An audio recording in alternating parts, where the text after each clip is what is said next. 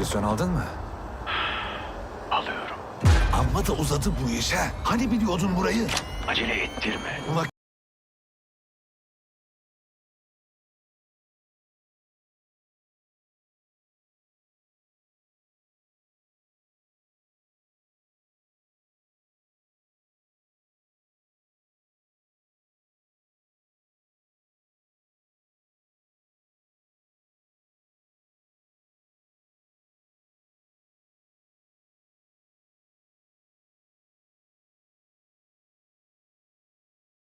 and started to gather, I assume. Have you already seen what would amount to such crimes? We've seen civilian buildings being shelled, schools, hospitals. Yes, it's clear. I mean, I'm not at the stage to make any conclusions, but of course one sees with concern some of the information on the screen, and also from looking at the events that took place in Ukraine from 2015 relating to all sides. Of course, at the moment, we know very clearly that if civilians are directly targeted, if civilian residences or locations are targeted, that is a crime. And it's no defense to say that there may be military necessity if wide-ranging weapons are used, weapons that are not precise or that have a large footprint in very heavily populated civilian areas. So the law already has established this principle, but I want to add, if I may, Mark, that as we see on our TV screens, that fighting is now moving into urban. I am particularly concerned that crimes against and affecting children and crimes of sexual or gender-based violence, whether in the houses as there's street fighting, but also in places of detention.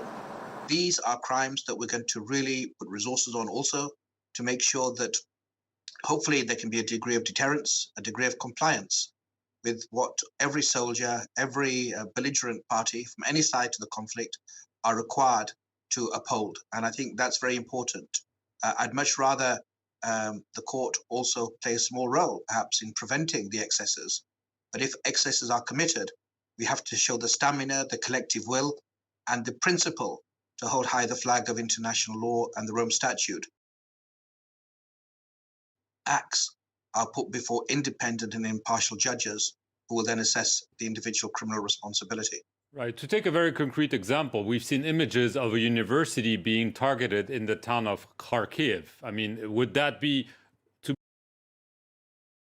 beat a crime for the court? That I can't comment. I haven't seen the location. I don't know. These are technical issues. One has to see whether or not what's been taking place at that location, if there was belligerent action so that it became a legitimate military target, what kind of weapon or ordnance was used. One thing I'll say is that since Nuremberg and since the 20 years of the Rome Statute being in force, it is clear to any military commander, to any soldier, that there is this principle of accountability, and the laws and customs of war, whether it's the grave breach provisions of the Geneva Convention, whether it's the laws and customs of war or the Rome Statute, they demand basic minimum standards of behavior in conflict.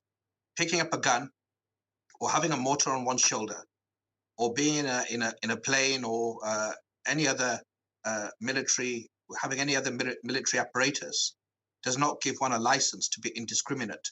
Indeed, it increases the obligation to show discernment and distinction so that one doesn't target civilians, children, and those non-military targets. Right. Our investigative team here, it's called the France 24 Observer, they have documented the use by the Russians of cluster munitions in Kharkiv on February the 28th. Amnesty International, Human Rights have also documented at least 2 other instances of such munitions being used by Russian forces. Is the use of such cluster munitions considered a war crime? What is very clear is that using wide-range weapons, indiscriminate weapons, particularly such weapons in populated areas, can give rise to criminal responsibility. It wouldn't be appropriate, given my obligation to be independent and impartial, to speak about a particular case. But certainly, going back to my first point, simply because one has cluster bombs or thermobaric weapons doesn't mean they can be used when the main effect or a significant effect is against the civilian population. And we will look into all of such allegations with some penetration, hopefully. Right. As you mentioned, the probe goes back, if I'm not mistaken, to November 2013. So obviously there was the annexation of Crimea, the war in Donbass, if you will. And so I imagine you must already have strong documentation of those past events that could eventually feed into the new accusations, correct? Indeed, there has been a preliminary examination that took place for some years until December 2020, when the preliminary examination closed, and that dealt with a range of allegations. And we received communications regarding all parties, in fact. So we will look at the evidence, we will conduct our investigations, and ultimately any side to the conflict, whether regular troops, militias, self-defense forces, must realize that they have an obligation to comply with the laws and customs of war and the provisions, in fact, of the Rome Statute. And this court and this office have to be part of the collective will to bring some sanity by way of commonly accepted international juridical principles to this theater, particularly at this moment in time. Right. Last question, Mr. Khan. We know the tension that followed the opening of a formal probe into Afghanistan against your predecessor coming from the United States. Are you concerned that you might face the wrath of another permanent member of the Security Council, Russia, because of what you've just decided? No, I think, Mark, I think I was quite well aware of the difficult mandate when I applied for the job. I've become aware of it even more perhaps since June. And I think one needs to show courage and independence and impartiality. And if one doesn't, like a military commander, if you can't take the responsibility of command, don't assume it. I've assumed the responsibility of command as the prosecutor of the ICC. It's my non-derogable obligation to use my best efforts with the resources I have available to vindicate the Rome Statute principles as effectively as possible, realizing, of course, there's resource constraints and many difficulties, but hopefully with stamina, with collective will, and with the professional staff in the office, I hope we can make a positive difference and get to the truth. Karim Khan, Chief Prosecutor of the International Criminal Court, I want to thank you very much for appearing here on the France 24 interview. Thank you for watching it, and stay tuned for more news.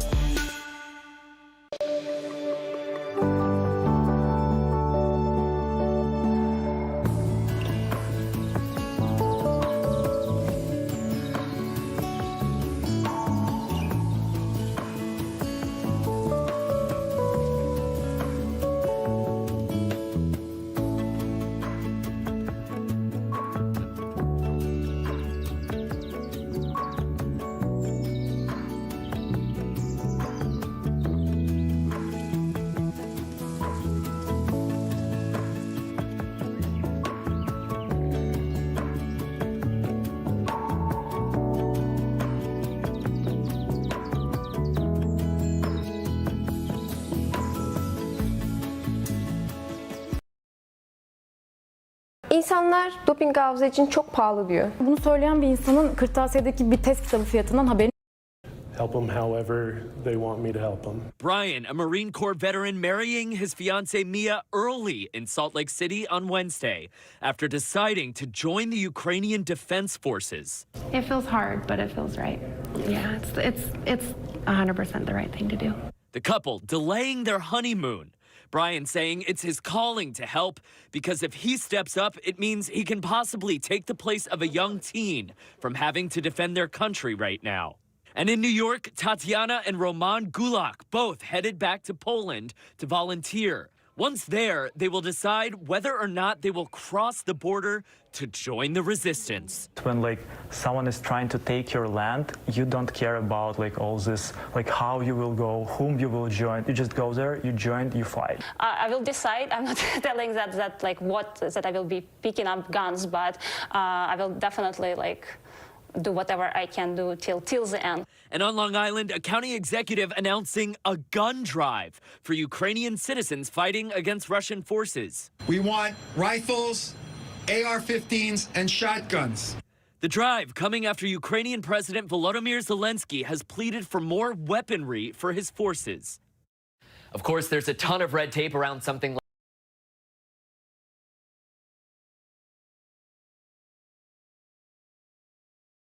to get these guns to forces in Ukraine who so desperately need them. Mona, Andrew. Our thanks to Will Gans there. We've been telling you all week about people just trying to help. Definitely, and that's what's making news in America this morning. Stay with us for Good Morning.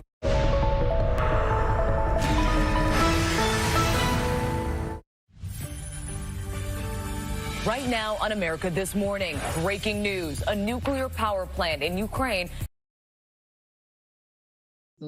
In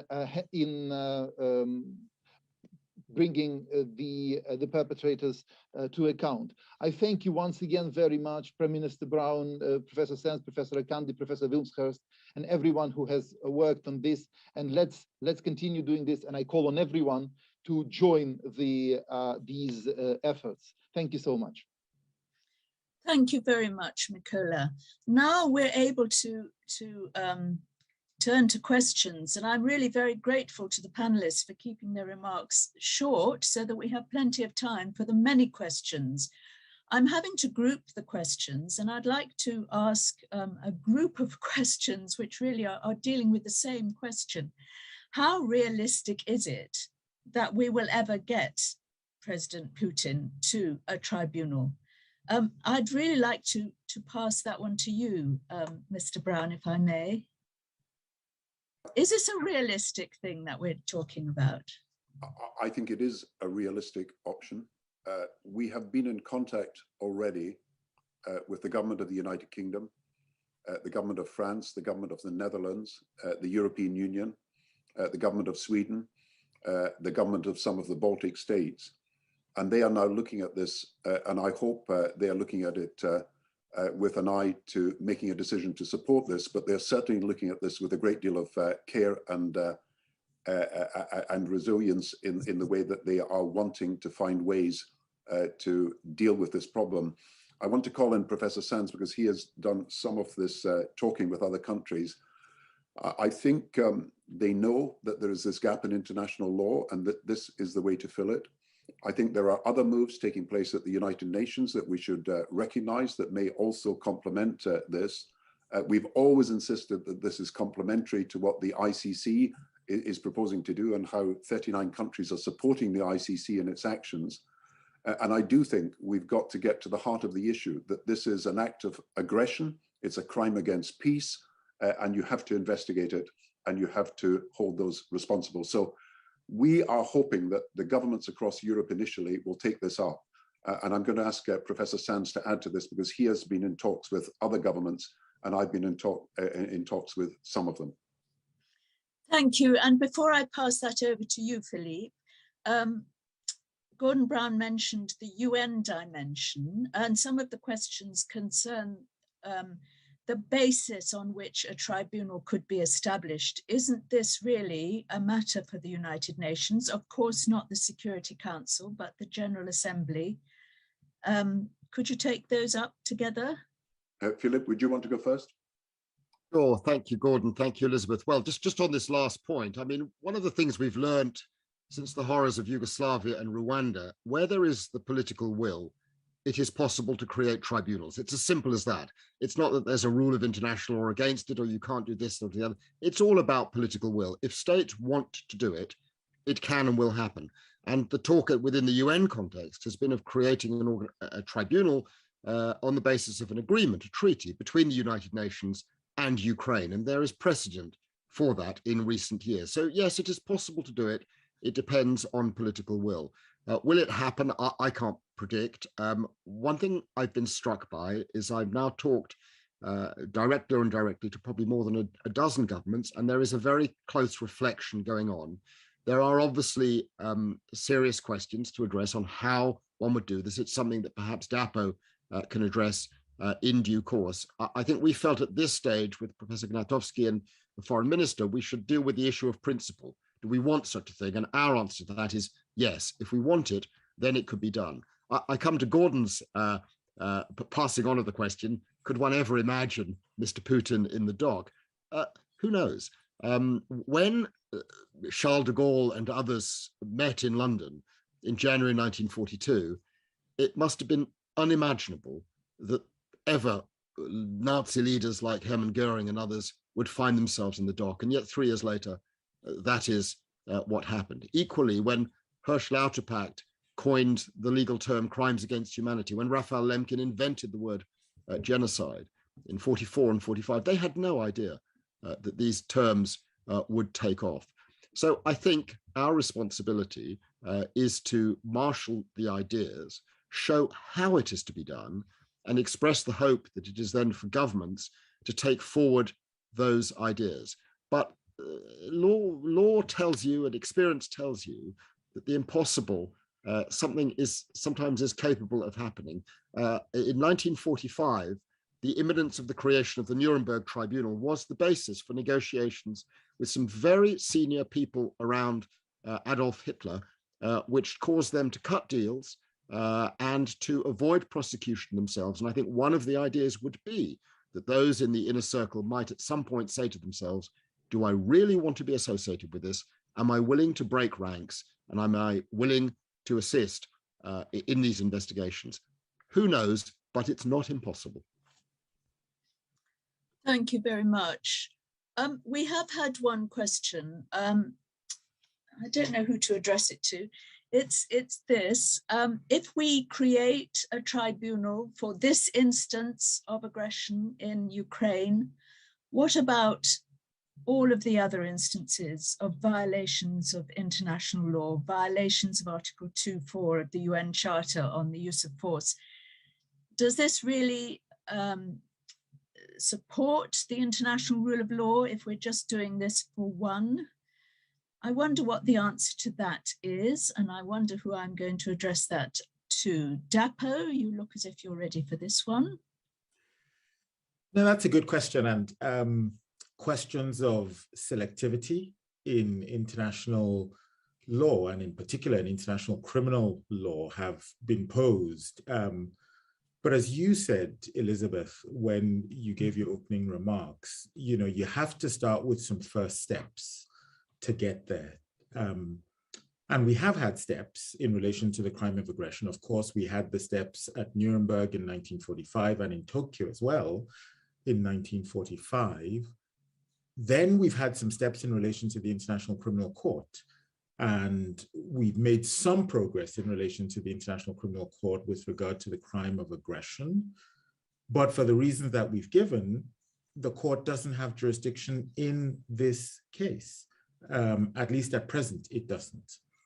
And so because the court doesn't have, the ICC doesn't have jurisdiction over the crime of aggression in this particular instance, do we say, well, we do nothing?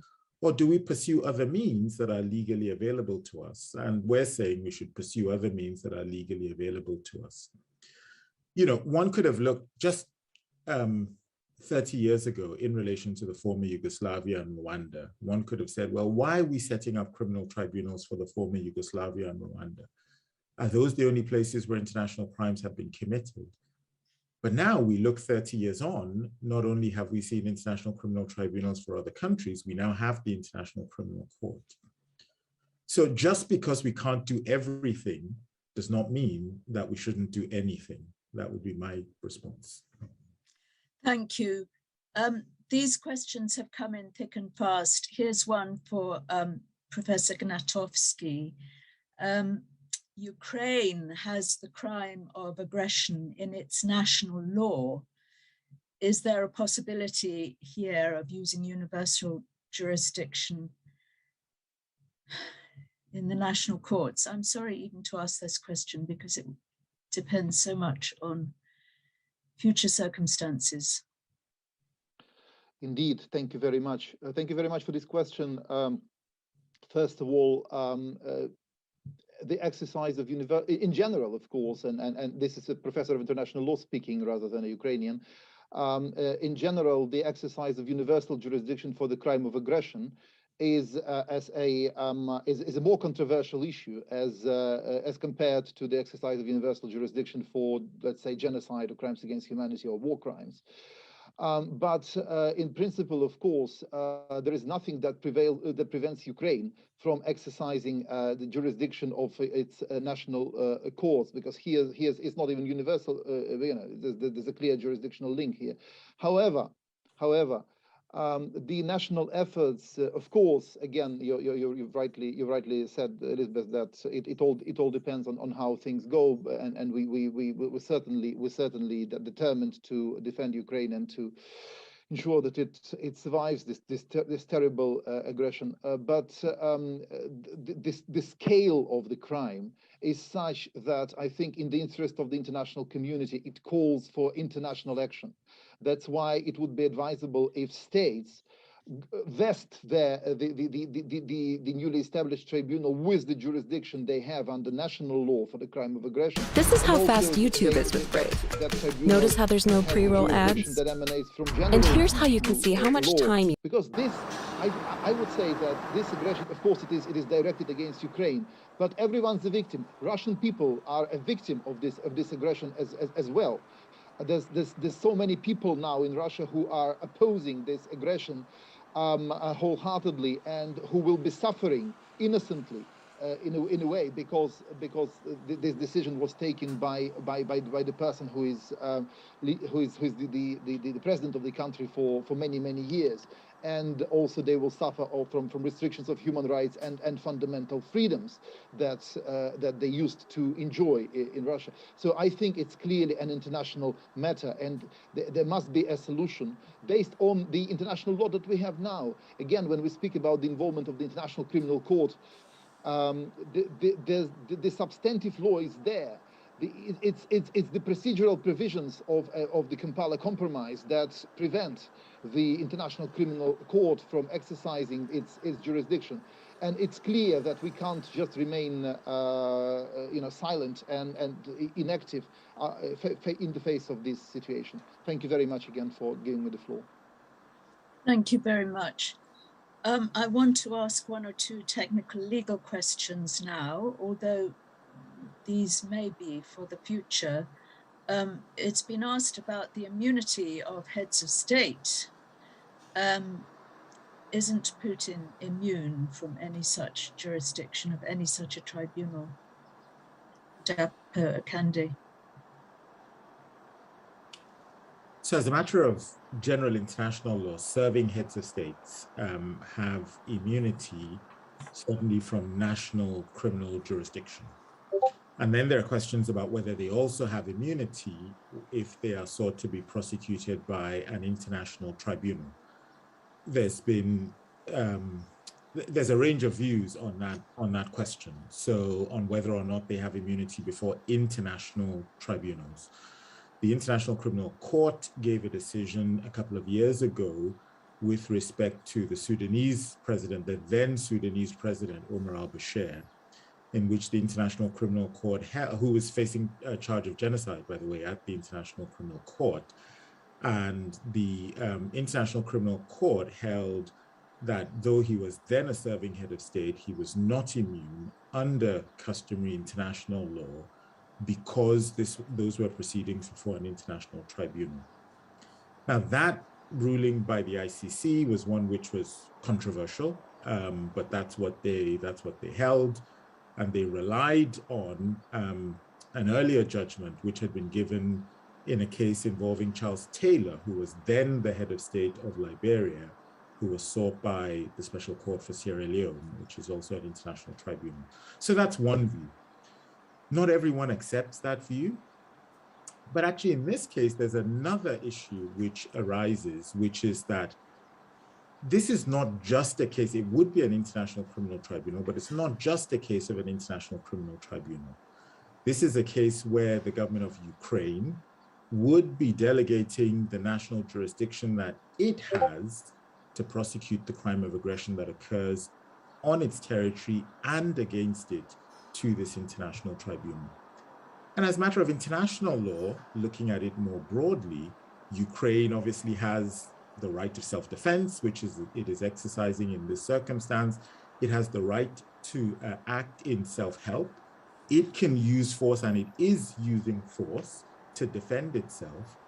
And it would seem to me to be far-fetched to say, yes, Ukraine can do that. Yes, it can use force.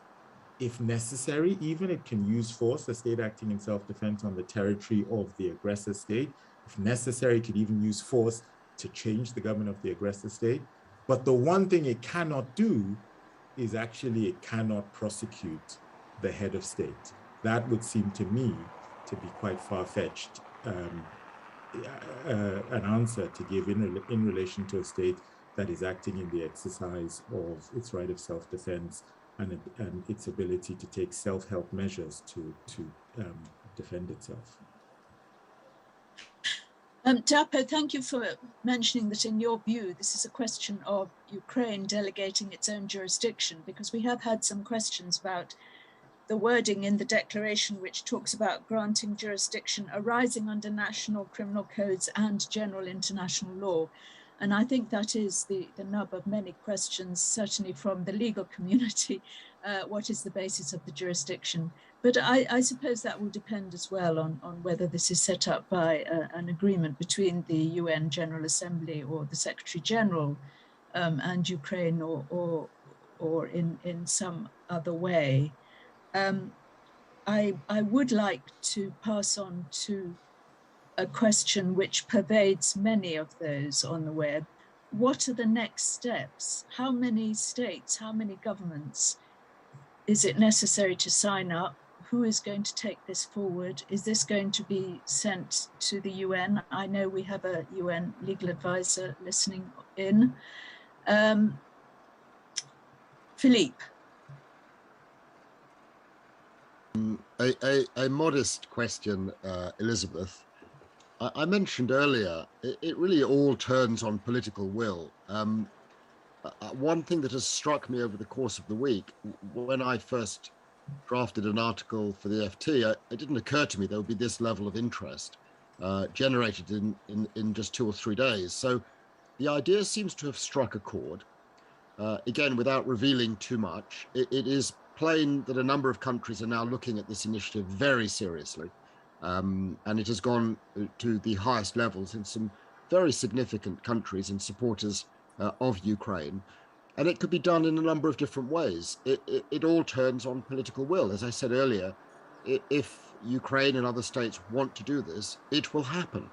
The timescale according to which it happens, we don't know. It may be you don't need any other states to support it. It may be there can be an agreement between Ukraine and the United Nations, and that is sufficient to get it up and running. Or it may be you do it in a different way. You have it as a European initiative with a small number of core European states coming together with Ukraine, turning the idea into some sort of treaty basis. And of course, there are lots of modality questions about where you locate it, what powers you give to it, how you fund it, and so on and so forth. And again, we're not starry-eyed. We realize those are all questions that will have to be addressed. My own sense is that what's important now is that a relatively tight, discrete group of countries hopefully will come together and say, you know what, we think this is an idea worth exploring. We're going to sit down with Professor Gnatovsky and the foreign minister, and we're going to work out the elements of a legal basis for doing this. And that core idea can, I think, pretty quickly be taken up. So again, we know from everything that has happened since the events of the 1990s, Dapo mentioned Yugoslavia and Rwanda. You know, people have forgotten that after Nuremberg and Tokyo, there were no international tribunals created. And then the horrors of 93 and 94 in those two countries took place. And we are pretty creative, and the law is pretty flexible in providing mechanisms. And very soon we created a range of different mechanisms. Dapo mentioned the issue of immunity in the context of the ICC. I was appointed in the Special Court for Sierra Leone by the Appeals Chamber as an amicus to file ideas with my colleague Alison MacDonald on immunity. And in fact, it was us with another colleague, Diane Orentlicker, who came up with the ways of getting around the immunity issue in relation to Charles Taylor. So international law is there and available. It's all about political will. My hope is that there will be 5 or 6 countries that will now say, let's run with this. And it may or may not include some of the bigger countries like the UK and like France. My own hope is that they are on board. They've been playing a leadership role. They've been playing a very positive role. They both have commitments to the rule of law internationally, but they can provide important input and support, and that it runs in that particular way. But I think the key point was, it was very moving listening to the foreign minister, I have to say. You heard his integrity, you heard his authenticity, you heard his authority and his gravity of purpose. This is a serious country with a serious foreign minister, with serious lawyers available to it. Let us support Ukraine in taking this idea forward. It will have ideas on how to do it on the basis of this. Let us please support Ukraine. Gordon Brown, could I ask you to add? Sorry, you're on mute. You asked about the next steps, and Philip has suggested some of them. Remember, first of all, this is a request now from Ukraine. This is not just a group of lawyers or politicians getting together. Ukraine has asked the international community to consider a tribunal for the crime of aggression. Secondly, we know that 39 countries have been in touch with the International Criminal Court and are concerned about the legality and about the willingness of the international community to take action.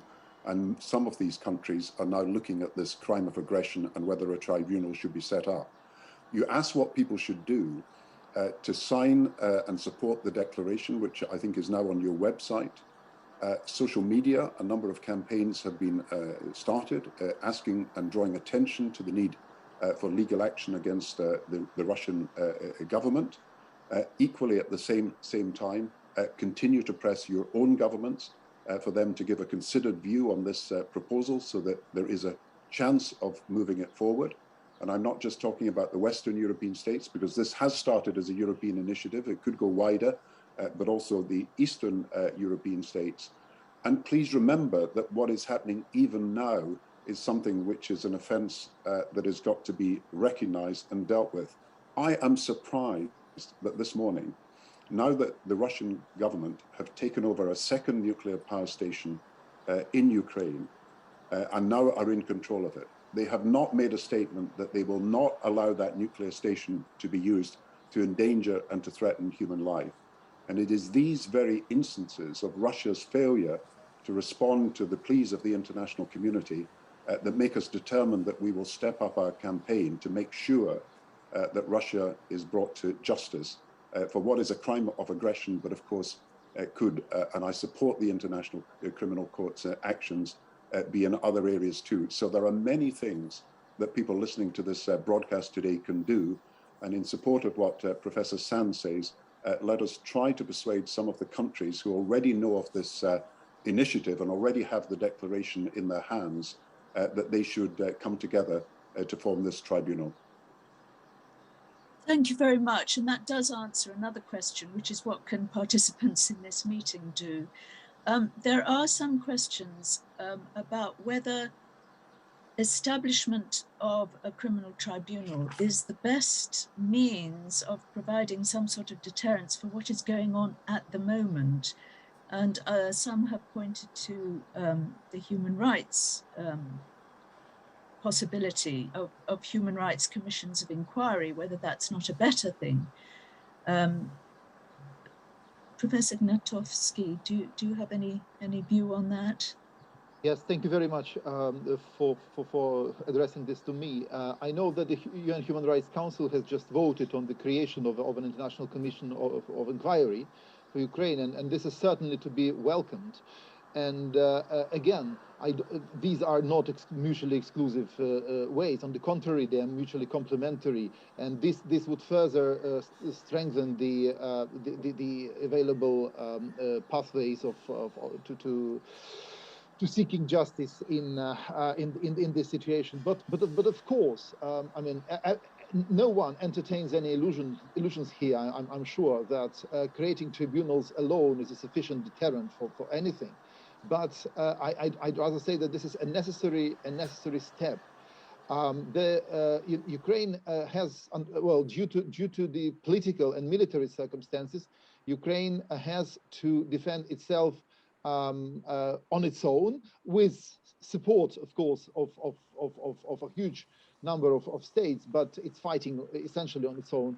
But at least in the legal and political dimensions, as well as in the economic dimensions with all the sanctions and so on, I think there should be, quoting Mr. Brown, no stone should be unturned, and every possibility should be used. So I think that we have to be very realistic, but we should also understand that I think like the Allied powers in 1942 understood that they wouldn't stop Hitler by just signing a declaration saying that war criminals will be held responsible.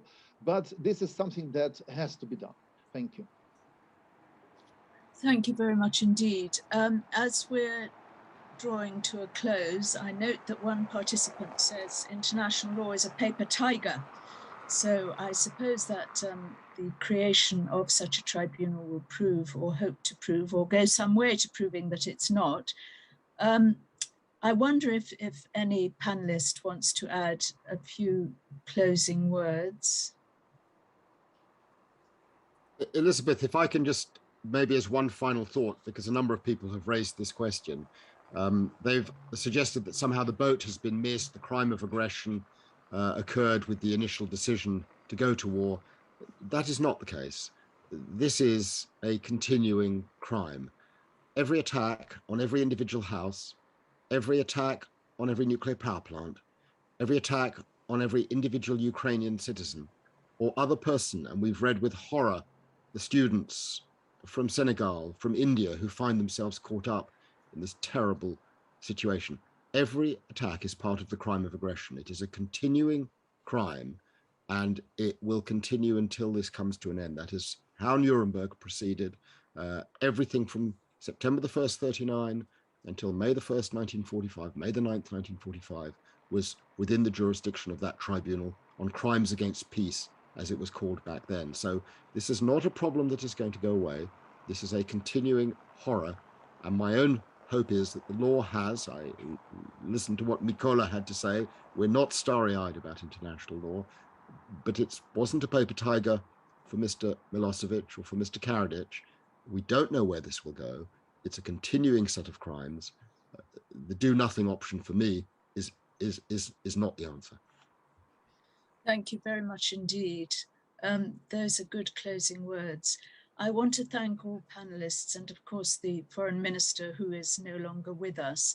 And I do want to put in a word for the team at Chatham House. We were asked to host this meeting the day before yesterday, and the efforts that went into doing it, I am beyond admiration. I'd like to mention particularly Anna Morgan. Thank you. Let's all follow this space, do what has been said that we can do, and we're closing the meeting now.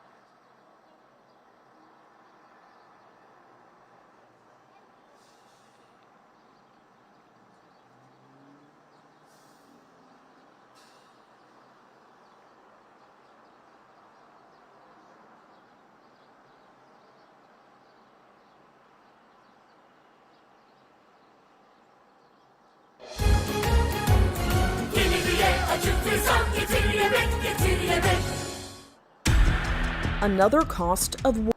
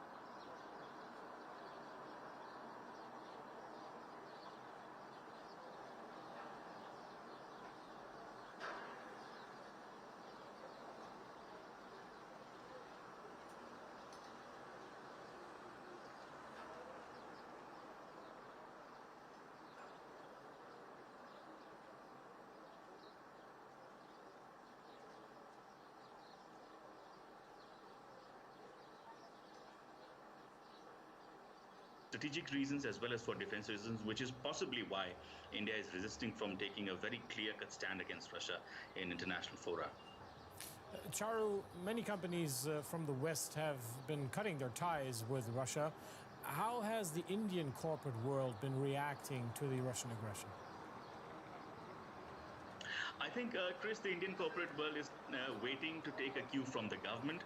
And since the government is yet to take a clear-cut stand against Russia, the Indian corporates have also chosen to remain mum or remain cautious about what stand they would like to take on the Russian economy and doing business in Russia. So none of them have taken the stand, for example, like the stand that British Petroleum has taken. That is something that is missing in India right now. And I think that is largely because of the line that the government of India is towing right now, Chris. Now, as Russia's ties with the West are deteriorating, are they likely then to intensify with India as it is the goal with China, for example? Well, yeah, Chris, that's a million-dollar question right now that everybody's tracking, from journalists to analysts. There is pressure, of course. Just 2 days ago, the German ambassador in New Delhi, he gave this interview to a media organization in which he said that Germany is hoping that India will change its voting pattern at the United Nations. Now, that's a very clear-cut statement. But we haven't yet heard what German Chancellor has told Indian Prime Minister, for example, or what US President, for example, has told Indian Prime Minister very categorically. The countries, these Western nations, are also trying their best not to give out this image that they are pressurizing India to take a clear-cut stand, but yes, they are nudging India to take a clear-cut stand. They are indicating that they are not too happy with the stand that India has taken, especially at the UN. They're nudging, but it's still a tightrope walk that India and the West, both of them, appear to be doing, Chris. DW's Charu Kartikeya in New Delhi. Charu, thank you. Well, India's neighbor Sri Lanka is already going through an economic crisis. Fuel reserves are low, as are foreign currency reserves to import it. And rising oil prices amid the Russia-Ukraine conflict are making a bad situation worse. It's one long line of trucks waiting to get fuel. But with the oil price skyrocketing to more than $110 a barrel, Sri Lanka can't afford much of it. And even when gas stations do get the delivery, problems persist. I've been here since 7 a.m. yesterday. The fuel came, but now they said there is no electricity to pump it. That's because power plants have run out of fuel too. As for hydrogen power, reservoirs are dried up, and with monsoon season 2 months away, there is little hope for things to improve soon. Authorities have no choice but to cut power supply. Sri Lanka is right now experiencing lengthy power cuts up to around 7.5 hours a day. This is due to two reasons. One is being the natural cause that we are depleting our reservoir water levels. Therefore, we need to curtail the generation of hydropower. The other one is due to non-availability of forex or exchange, and we cannot import the necessary fuels. With the power off, stores are serving customers in the dark, if at all. Streetlights are out. A $1 billion credit line from India aims to alleviate the situation, all while Sri Lanka's lack of funds is getting worse by the day. And that again is due to the war.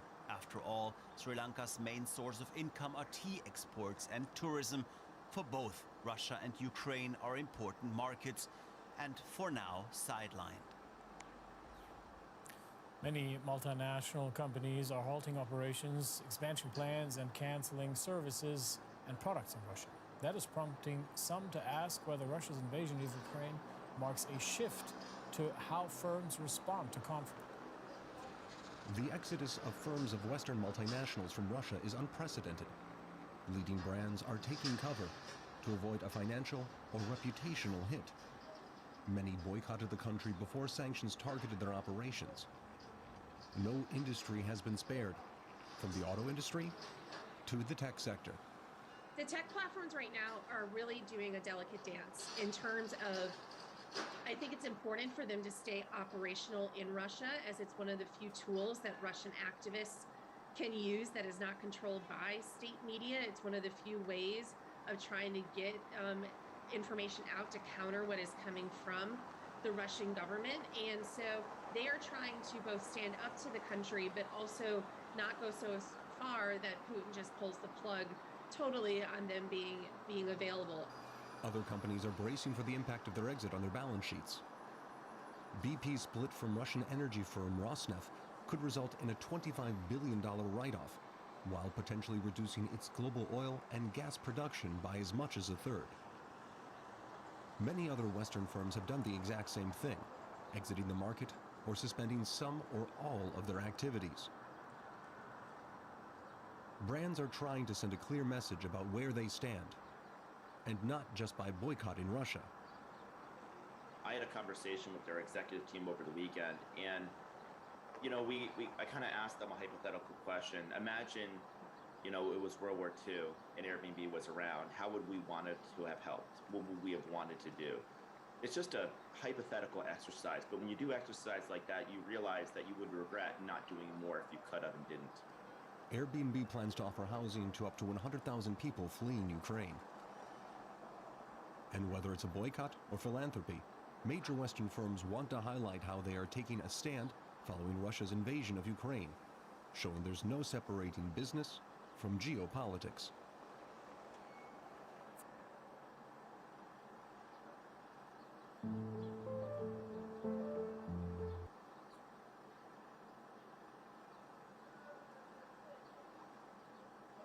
Understand, I think it's not only politicians or politologists who should discuss the current situation, but also psychologists, because he became totally rigid, and even the French president several times outlined this impossibility to discuss with Putin.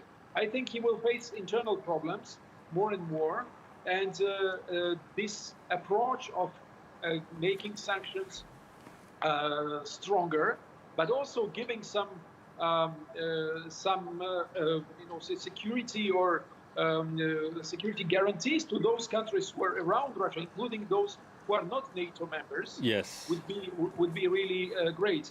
And I think some limited presence of Western armed forces in the countries like Moldova or Georgia is not impossible. Yes, and it could really change the situation and change the plans of Vladimir Putin if he had plans to attack this country. All right, thank you, Mr. Gordadze, for your time and your analysis. Tornike Gordadze.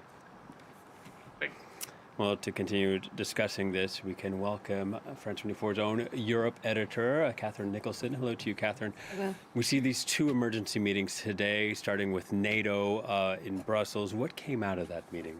Well, we've had clear condemnation of that attack overnight on the nuclear plant in Ukraine, including not just from NATO members, but also from Finland and Sweden, traditionally more neutral countries, not NATO members, but countries where support for joining NATO, or at least having closer cooperation, has drastically increased in the last few weeks. A big question for NATO, though, is beyond condemnation, how to actually respond to all of this. NATO members have already sent thousands of troops, for example, into the region close to Ukraine. Of course, Ukraine not a NATO member. They've sent weapons to Ukraine. They've given training to Ukrainian troops as well. But there is a sense that something else is necessary. French Foreign Minister Jean-Yves Le Drian joined this strong condemnation of the attack on the nuclear plant. He called on Russia to, quote, stop its aggression, although, as we've heard from Vladimir Putin's phone call with President Macron yesterday, Vladimir Putin seems to have no intention of stopping at all.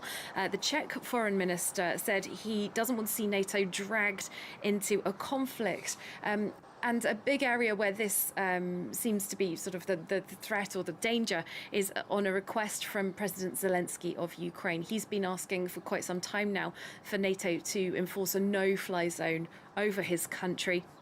That would mean essentially being prepared to shoot down Russian planes flying over Ukraine. Some NATO member states have signalled a willingness today to discuss the issue, but none of them say they consider it to be a viable option. I put the question to Nathalie Loiseau, in fact, she's former Europe Minister of France, and she's currently the head of the European Parliament's Defence and Security Committee. This question of a no-fly zone. It's a question of NATO and European allies, and we don't want to be part of the war. We are not at war with Russia. We are helping Ukrainians who are under attack.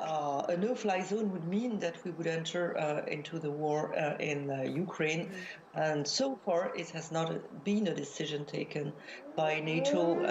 NATO is a defensive alliance. We don't wage wars. Meanwhile, a second meeting taking place in Brussels, EU foreign ministers along with those from the United States and the UK. Yes, this foreign ministers meeting had meant to be taking in some other issues as well, but of course Ukraine once again dominating the agenda, particularly the issue of whether the European Union is going to go further with its sanctions. We've already seen the European Union come together on quite unprecedented sanctions, including cutting off many Russian banks from the SWIFT payments system, freezing the assets of Russia's central bank abroad, and so forth. However, Josep Borrell, who's the head of foreign policy for the European Union, he says everything remains on the table at this point. And the German foreign minister, Annalena Baerbock, said that more sanctions will definitely be on the way. She said that these further measures will, quote, target Putin's centre of power. The big question mark in terms of new sanctions is, would they target energy exports from Russia? We know that, of course, they make up a huge part of Russian exports overall, and a lot of European states are greatly reliant on these exports. Latvia's foreign minister says it is time to target oil and gas exports from Russia. He's acknowledged that it will be hard for some European member states which are very reliant on these exports, but in his words, he says it's time to make a choice. I spoke to him earlier this week on France 24, in fact, and he said that he sees Putin as eyeing the Baltic states, Latvia, Lithuania and Estonia, as places where Putin might look to next to reassert his dominance in some way or another. So the Baltic states particularly pushing for stronger measures at this point. All right, and it does seem like maybe there is a groundswell of that position elsewhere as well, but still maybe a long way off from the unifying political will. Thank you very much, Catherine Nicholson, our own Europe editor.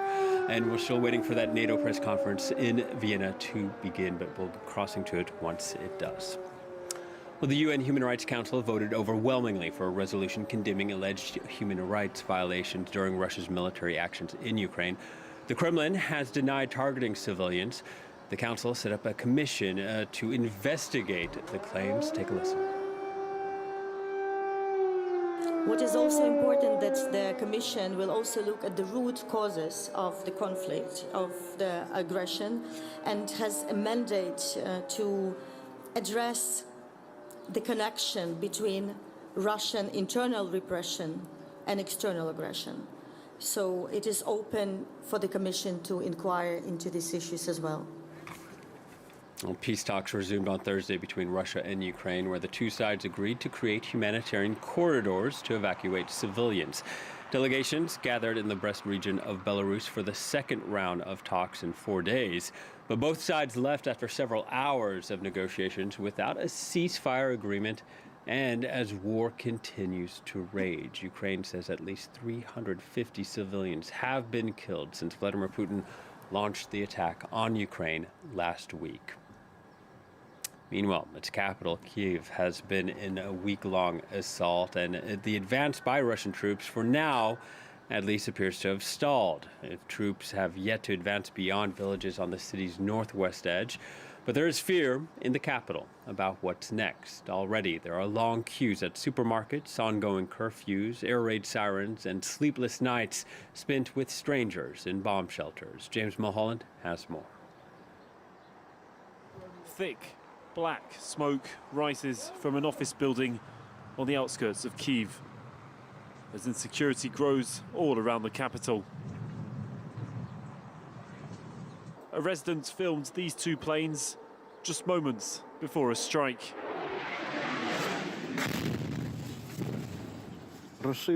This is what the Russians are doing to us. 20 kilometers away in central Kyiv, people are using whatever they can find to blockade roads, while others queue up outside the supermarket. The meat and vegetable aisles are empty. Fresh food is difficult to come by. About the whole of this situation, because of the war, because of the Putin, because of the nuclear weapon, because of the city under attack. For many families, the underground has become their new home. And every day, women are giving birth in this hospital's basement, turned into a maternity ward when the war broke out. The sirens go off every half hour. It doesn't make things easy. We care for them in between alerts. Across Kyiv, ordinary residents safeguard the streets, prepared to risk their lives to save their city. And with the backdrop of a war in Europe, French President Emmanuel Macron said he would run for a second term in April's elections. The president waited until the last day to declare his candidacy. At just 39 years old, Emmanuel Macron arrived at the Élysée Palace as France's youngest president, marking a meteoric rise in French politics. He studied philosophy and public affairs at the graduate level before being admitted to the École nationale d'administration, France's elite school for the training of civil servants. After working for the investment bank Rothschild, he eventually landed the role of Deputy Secretary General of the Élysée at the age of 34, under Socialist President François Hollande, becoming one of his closest advisors. 2 years later, Macron was appointed finance minister, continuing his political climb and catching the attention of the media. Enlever les verrous qu'il y a de manière très concrète dans notre économie. In 2016, he launched his political movement En Marche, the party name mirroring his own initials. The move distanced him from his socialist predecessor, Hollande. Moi, je suis de gauche, c'est mon histoire. Mais la gauche aujourd'hui ne me satisfait pas. critical of certain labor policies hailed by the Socialist Party, such as the 35-hour work week, Macron has called for more flexibility for companies as a means of fighting unemployment.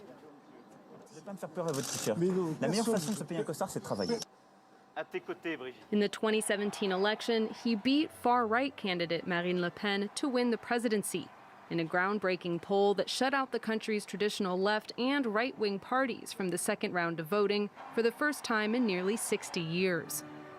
Several crises have marked his term, from the Yellow Vest movement to the Benalla affair to pension reform protests to the coronavirus pandemic. Throughout the challenges, Macron has faced growing criticism. Responding to backlash, his comments have been viewed as condescending by his opponents. Well, let's cross to Brussels now, where Jens Stoltenberg, the NATO chief, has just come out to deliver a press conference. Condemn. This is the worst military aggression in Europe for decades. With the cities under siege, schools, hospitals, and residential buildings shelled, reckless actions around a nuclear power plant last night, and many civilians killed or wounded. The days to come are likely to be worse, with more death, more suffering, and more destruction.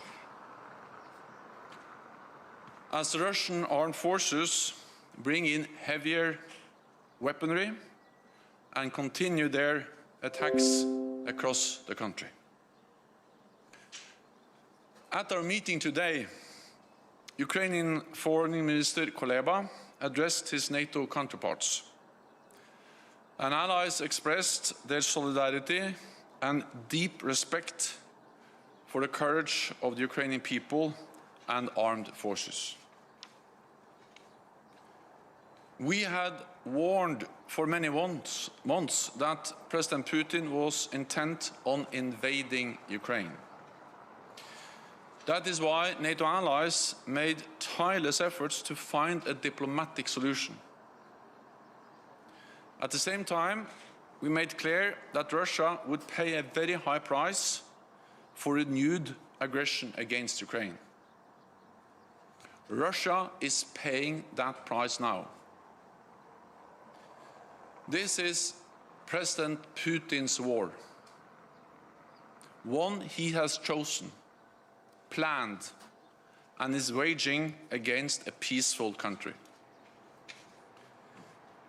We call on President Putin to stop this war immediately, withdraw all his forces from Ukraine without conditions, and engage in genuine diplomacy now.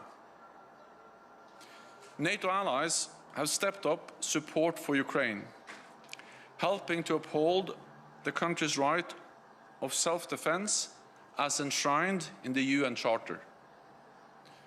Today, ministers addressed our immediate response to the crisis and the longer-term implications for Euro-Atlantic security. We have already strengthened our deterrence and defense, on land, in the air, and at sea. Allies from North America and Europe have sent thousands more troops to the eastern part of the alliance. We are deploying the NATO response force for the first time, and we have over 130 jets at high alert and over 200 ships from the high north to the Mediterranean.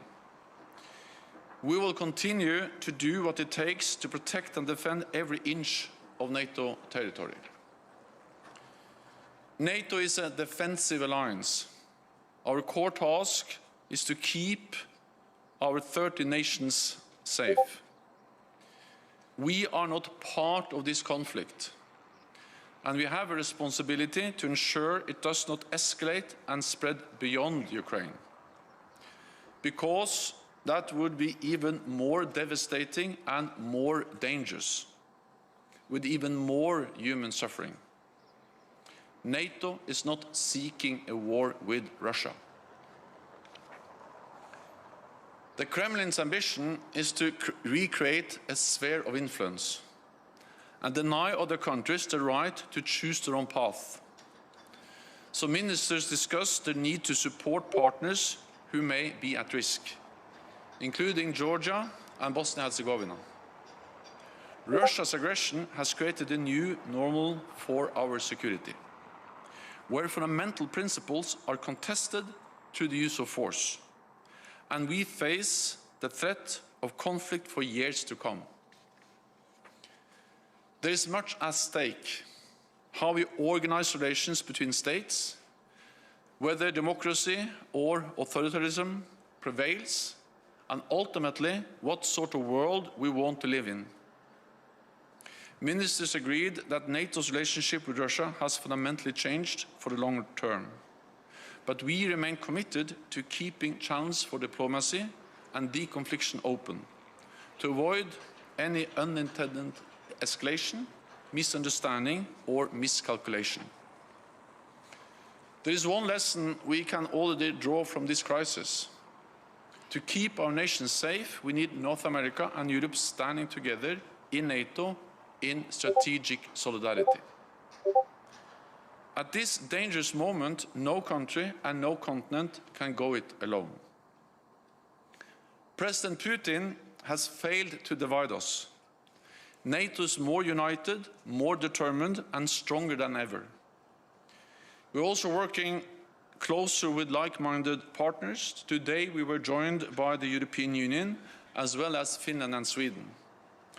In response to Russia's aggression, we have decided to strengthen our coordination and information sharing with Finland and Sweden. Both countries are now taking part in all NATO consultations about the crisis. And this afternoon, I will join a meeting of EU foreign ministers to address the crisis and our response. And with that, I'm ready to take your questions. Okay, we'll go to BBC, the back. Thank you. I'm James Landau, BBC. Can you tell us a little bit more about what sort of options were considered about helping countries like Georgia and Bosnia? Secondly, can you tell us a little bit more about whether NATO allies discussed what more military support could be provided for Ukraine? And thirdly, was the issue of no-fly zones even discussed at this morning's meetings? Thank you. NATO has provided support, and NATO allies have provided support to Georgia, to Bosnia-Herzegovina and other partners for many years. We helped them with capacity building, reforms, strengthening their defense and security institutions. We also have a training center in Georgia. We also have common exercises. And of course, we have different kinds of activities with different countries, different partners. We didn't make any final decisions, but it's a broad agreement that we need to do more to support these countries.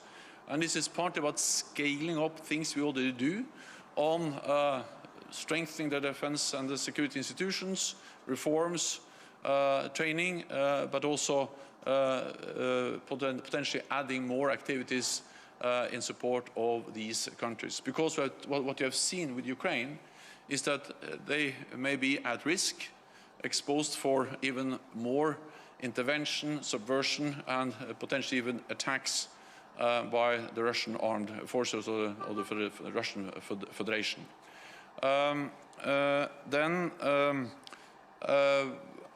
NATO allies provide support to Ukraine. I think we have to remember that allies have provided support to Ukraine for many years, and now they're stepping up different types of Ukraine of support, and this is crucial in this critical time for Ukraine. On a no-fly zone, it was mentioned at the same time. Allies agree that we should not have NATO planes operating over Ukrainian airspace or NATO troops on Ukrainian territory.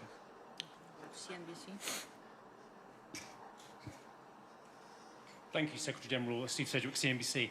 Is there any evidence that the support that NATO and its allies have been pouring into Ukraine so far is going to change the tide of battle? Although The Russian advance has slowed in some places. It is still advancing. Is there anything that NATO is doing that actually could possibly turn the tide in the battle in Ukraine?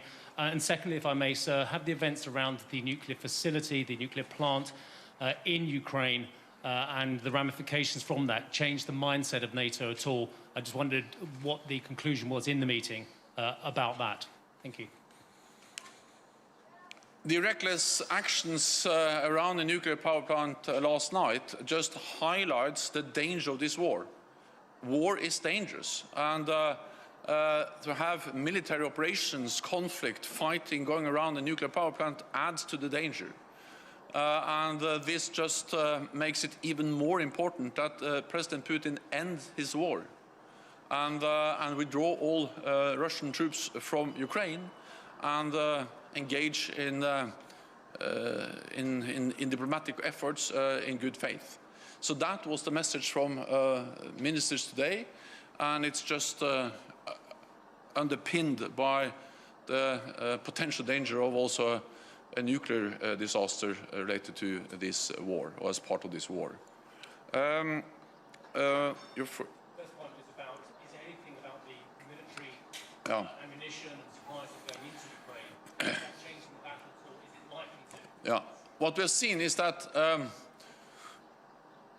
President Putin totally underestimated the strength of the Ukrainian armed forces.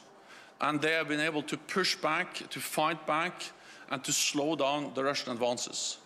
And this is first and foremost a result of the courage of the Ukrainian armed forces, and also the support and the courage of the Ukrainian people and the leadership, President Zelensky, which is really strengthening the morale of the Ukrainian armed forces and the Ukrainian people. We have helped them because NATO allies have trained and equipped the Ukrainian armed forces for many years. We started in 2014. And the NATO allies, especially the United States, the United Kingdom, Canada, but also Turkey have provided equipment, military aid, and we have trained tens of thousands of Ukrainian forces. And they are now on the front line. So this support has proven to be crucial for the strength of the Ukrainian army. And we are now stepping up support with more supplies. And I think also we have to realize that, compared to where the Ukrainian army was in 2014, the training NATO allies have provided, the equipment NATO allies have provided since 2014 has made the Ukrainian army much better trained, much better equipped, much better commanded, and much stronger. And this is the reason why they are able to push back the way they are able to do. Okay. Going to Interfax Ukraine.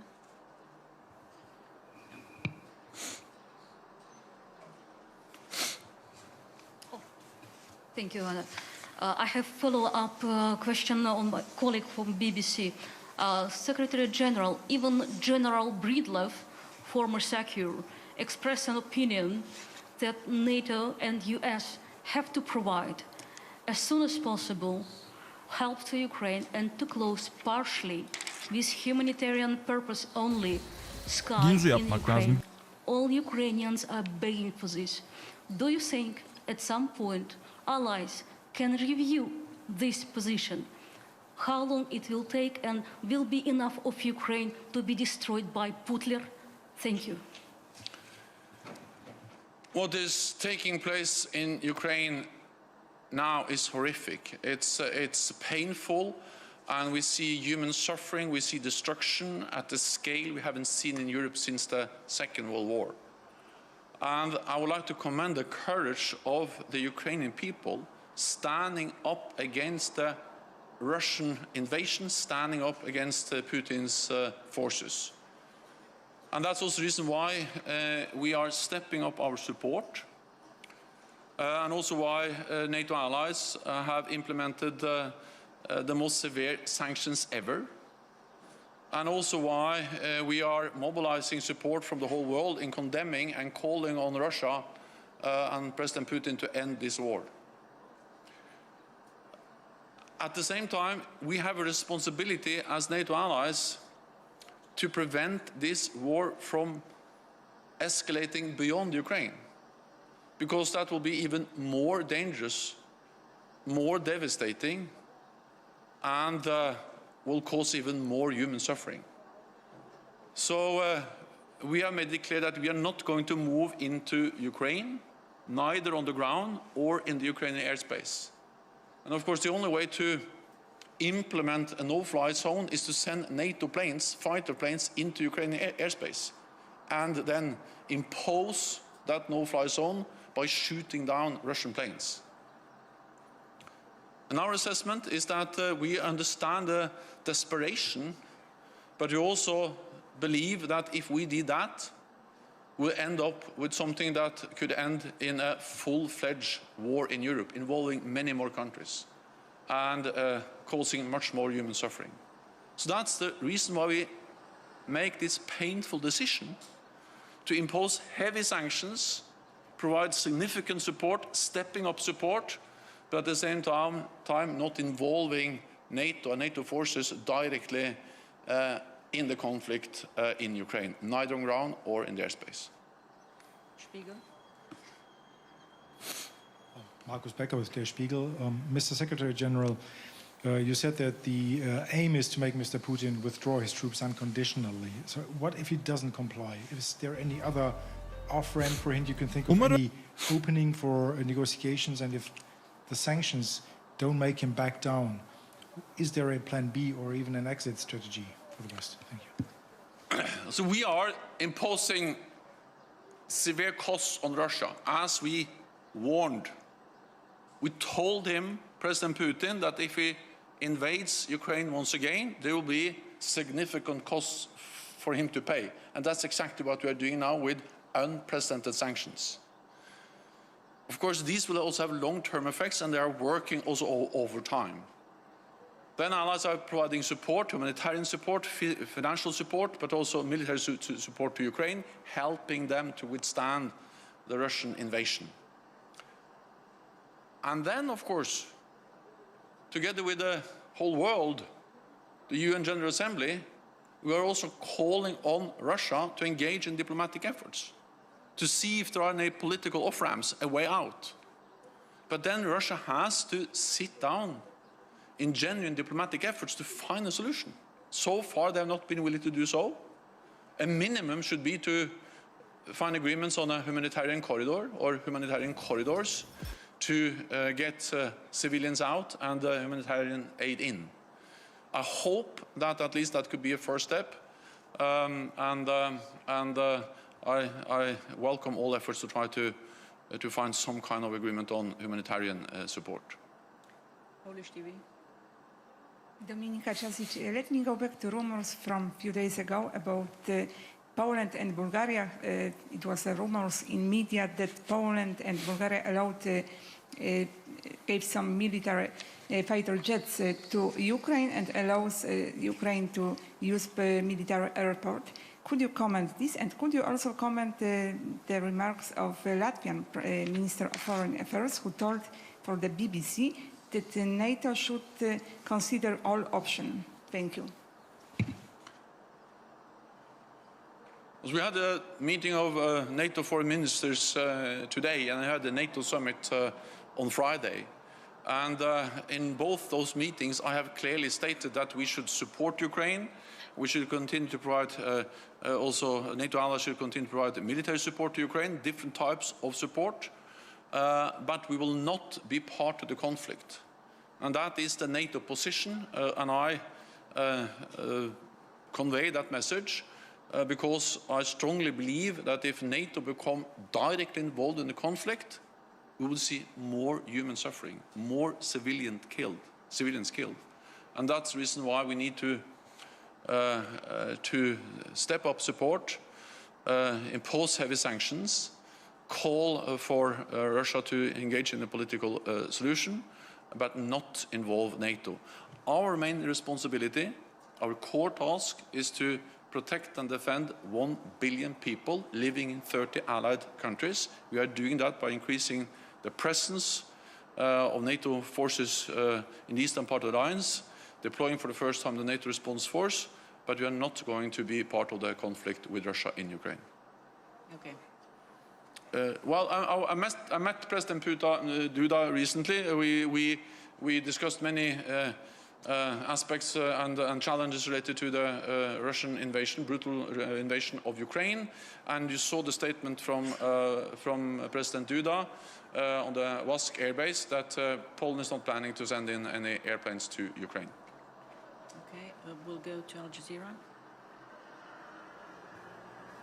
Secretary General, on his way in, the Latvian Foreign Minister said it was time to go from a deterrence mission to a full-scale defence mission. So, was there any discussion of sending further troops in addition to the ones that you've deployed in recent weeks? And as you talk about a new normal, was there any discussion of making some of the recent deployments permanent? We need to distinguish between NATO's immediate response and longer-term adaptation or posture in the eastern part of the alliance. When it comes to the immediate response, we have already significantly increased our presence. With now over 200 ships from the high north to the Mediterranean, 130 planes on high alert, and thousands of more troops. I recently visited NATO troops, US troops, German troops and other troops in Romania. I met them in Estonia and also in Poland. So this is the immediate response, and we will do what it takes to defend and protect all allies, and if needed, we will further increase that presence. But at the same time, we started at the meeting today, the discussion about the more longer-term changes to our presence, posture, deterrence and defense throughout the alliance, but especially in the eastern part. And today we have some presence in the eastern allied countries. We have the battle groups in the Baltic countries and Poland. We have some presence also in Romania and in the southeast. We are now seriously considering a significant increase of that presence. Both with more troops, with more air defense, with deterrence by defense, through defense, not only by sending a message of NATO presence. So this is, as some ministers formulated it today, it's about the difference between deterrence by presence or the deterrence by defense. We have started that discussion. We will have a defense ministerial meeting on the 16th of March. There I expect more details. We also will, of course, base our decisions on advice from our military commanders, and then we will take the necessary decisions. But we have some time, well, not a lot of time, but some time to take that more long-term decision, because we have already implemented immediate responses by a significant increase in the eastern part of the alliance. Ukrainian National Agency. Thanks. Dmitry Shkurko, National News Agency of Ukraine. It is understandable that there will be no NATO planes and pilots in Ukraine, but it was recently sounded the request from the President of Ukraine about some kind of selling or maybe transferring the planes to the Ukrainian armed forces. Maybe it could be done in a framework of the general technical assistance from the Russian side. And the second question, if I may, as right now we have absolutely discriminate shelling of Ukrainian cities, including the restricted weaponry, like, for example, vacuum bombs. It is deployed in living areas. So that can we count on NATO in collecting at least information concerning the Russian crimes in Ukraine going on right now? Thanks. The Russian invasion of Ukraine is a blatant violation of international law. And we have seen the use of cluster bombs. We have seen reports of the use of other types of weapons which will be in violation of international law. And of course, NATO and NATO allies and partners are collecting information and monitoring very closely what is going on in Ukraine. I would also welcome the decision by the International Criminal Court to open an investigation into this, because we have to make sure that President Putin and the President of Belarus are held accountable for what they do. This is brutality, this is inhumane, and this is violating international law, and we also have to make sure that the International Criminal Court really looks into this, and that's the reason why I welcome the decision by the International Criminal Court. Oh, sorry, I didn't. Well, NATO allies provide different types of military support. I will not go into the details about that support, but allies provide many types of support. It's publicly known also that allies have provided anti-tank weapons, air defense missiles, and other types of support, but more details will not be given by me. Bloomberg.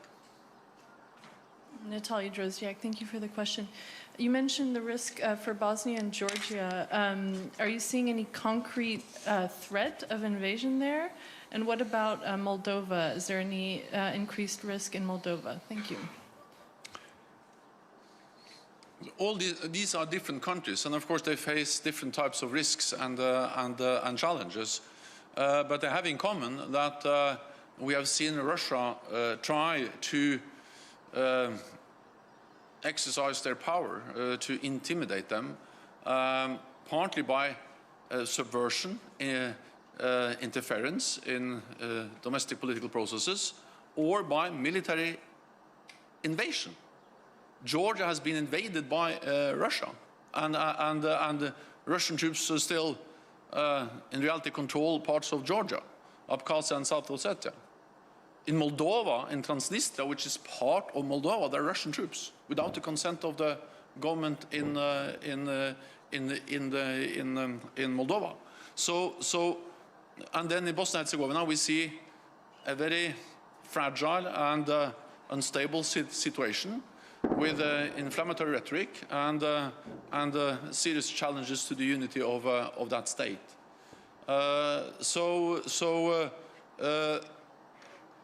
Even before the Russian invasion of Ukraine, these countries faced serious challenges, partly inflicted by or caused by Russia, but the risk has increased, and therefore we need to step up our support, and we need a serious discussion as NATO on what we can do to strengthen them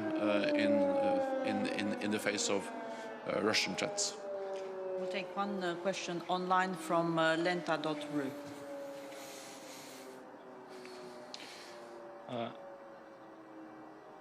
Dmitry Sotok, Lenta.ru Russian online media. Previously, NATO representatives stated that the alliance is ready to discuss strategic stability issues with Russia. However, the issue of mutual arms control remains an important priority. The problem has not gone away. The level of global tensions has increased after the Russian military command has transferred Russian strategic missile forces to high alert mode. The question is NATO planning any discussions in a foreseeable future on this issue? And why hasn't the alliance provided Ukraine with modern weapons, which the Ukrainian authorities have been asking for? Thank you. Well, first, as I said, NATO allies have provided Ukraine with weapons, especially since 2014.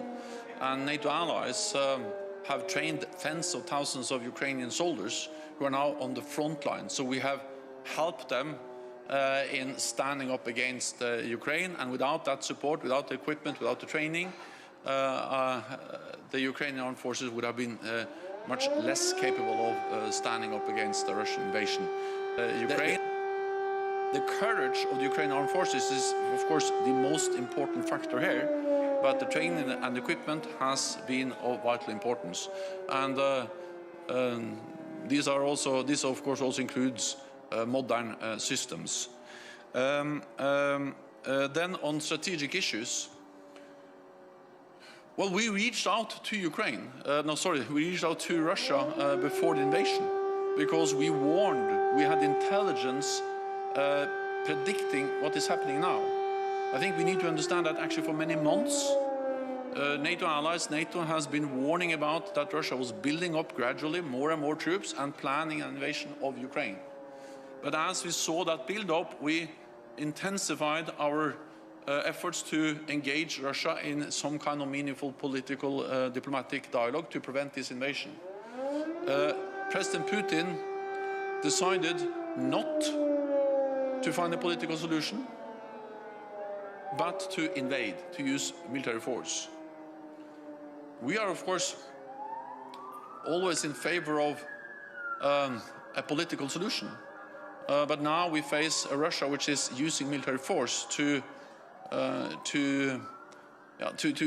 try to destroy an independent sovereign nation in Europe. The United States and Russia agreed recently to extend the New START agreement, limiting the number of nuclear warheads on long-range systems. We are, of course, we believe in arms control, but to have any meaningful strengthening of arms control architecture, we need a Russia which is not killing and fighting and invading, but a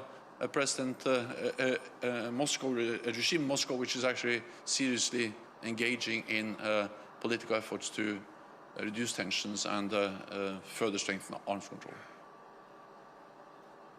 Okay, we'll go with James for the last question.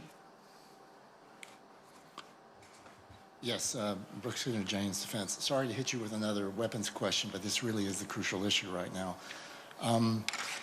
As you know, the EU is sending financing $500 million, and Poland's the coordinator, which makes me wonder, considering that this new rogue state could attack any country now, my question to you, should NATO create a new permanent structure, or at least designate the allies on a permanent rotating basis to coordinate bilateral weapons transfers from the allies to anticipate the next crisis? Thanks. I don't mean the trust funds, and I don't mean ad hoc consultations during ministerial, but something permanent. Thank you. We should always have an open mind to what kind of structures we should have to support partners and countries at risk.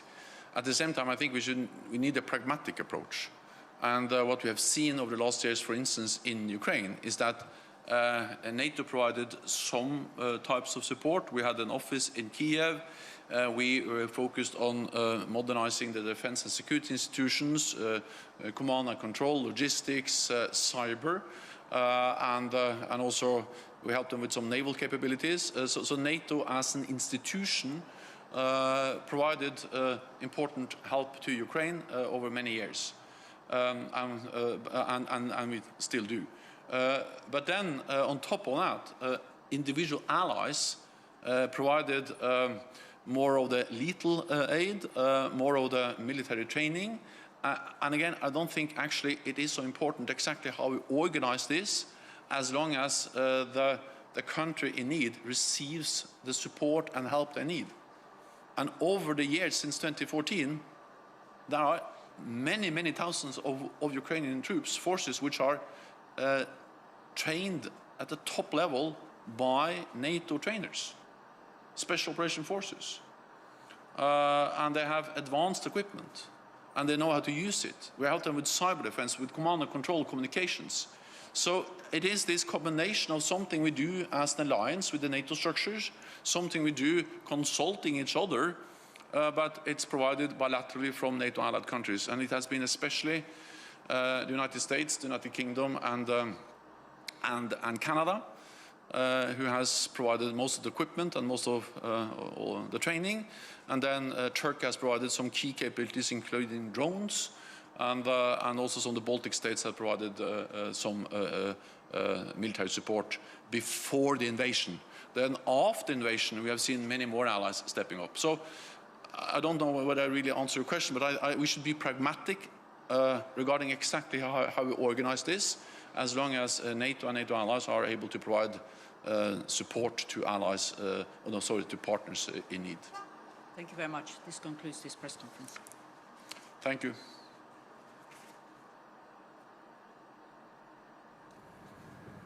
Hello and welcome back to the France 24 newsroom. I'm Annette Young, and you, of course, have been watching that press conference by the NATO Secretary-General Jens Stoltenberg. With me in the studio is our international affairs commentator, Doug Herbert. A lengthy press conference there, Doug, but basically, what are the headlines that emerge from it? Well, the headlines are NATO will not be a party to this conflict. NATO is a defensive alliance. Yes, it will support NATO. Yes, it can do what it's done up until now, which is supply weapons to NATO. It cannot go further for obvious reasons. It cannot obviously implement a no-fly zone, which would bar Russian planes from entering Ukrainian airspace, because that would equate to be akin to an outright declaration of war, not with Russia, between the U.S. and Russia. What you have basically here is, coming into this press conference, right, you have the question of how can the world's largest military alliance respond to a country run by an increasingly paranoid, insular leader who seems to be more and more out of touch with reality, who invades and attacks and bombards civilian areas in a neighboring country that is not a member of NATO, i.e. Ukraine. What do you do?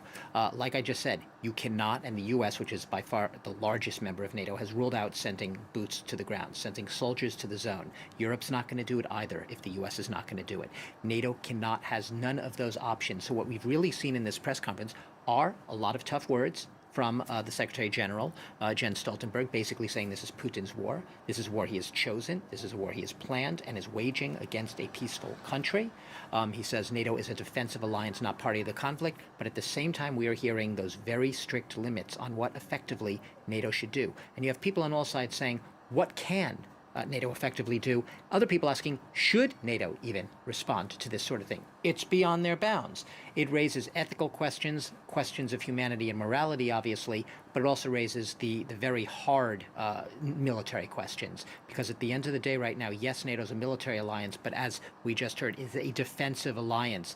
And unfortunately for Ukraine, from NATO's standpoint, it happens to be in the wrong place geographically. It's not a member of NATO, and it doesn't have any hopes of becoming a member of NATO anytime in the near future. Doug, we're going to have to leave it there. We're going to cut to a short break, but we'll be back with further details of clearly what is an ongoing developing story and the crisis in Ukraine. So do stay with us here on France 24.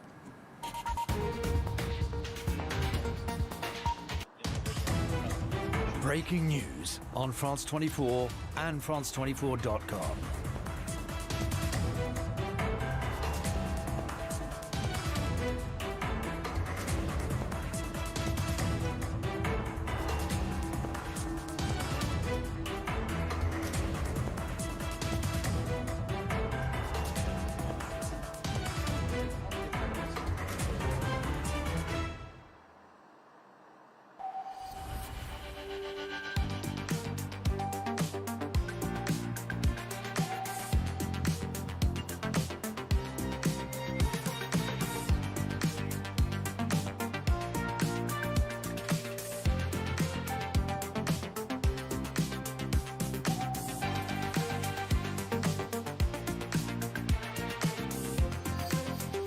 France 24, your economy explained. Liberté, égalité, actualité.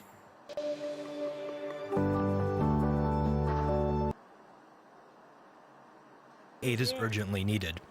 So I think I'll go back. Do you want me to go? The supplies will be moved into truck to the border with Ukraine and then further to support the affected health system. That means it'll likely be days before the medical shipments reach frontline cities. In Mariupol, which is under siege by Russian forces and cut off, it's already too late. You're watching DW's special coverage of Russia's war on Ukraine. Here's a summary of the top news this hour. Ukrainian officials say Russian forces have seized the critical Zaporizhia nuclear power plant in the southeast of the country, which produces about 1/4 of Ukraine's energy. Russian troops launched an attack on the facility overnight, leading to a fire on the plant. Ukrainian emergency services managed to put out the blaze and secure nuclear safety. The head of the International Atomic Energy Agency has confirmed that there has been no radioactive leak. Russian troops are in control of the site now, but Ukrainian staff continue to operate the plant. Let's get some background to that incident. Joining us now from Vienna is Gauhar Muhadjanova. She's a nuclear non-proliferation and disarmament specialist. So, given what we know so far, how dangerous was that incident? Hi. Well, this is an unprecedented situation. So the truth is we don't really know how dangerous this could get. But as Director General Grossi pointed out, and you mentioned earlier, the fire was at a training facility, not at the reactor building itself. So that's sort of the good news, to the extent that there could be good news in this situation. And you mentioned earlier, the fire was out, and the reactor presumably is safe, all the reactor units. And one must note that these are reactor units with built-in safety systems tested against high impact. So this is not cause for panic yet, but certainly for very serious concern. Let's just for a moment think about how dicey it is to have a war fought near a nuclear power plant. If a grenade from a tank or an artillery shell would hit the reactor building, would that lead to a radiation leak straight away? Not straight away.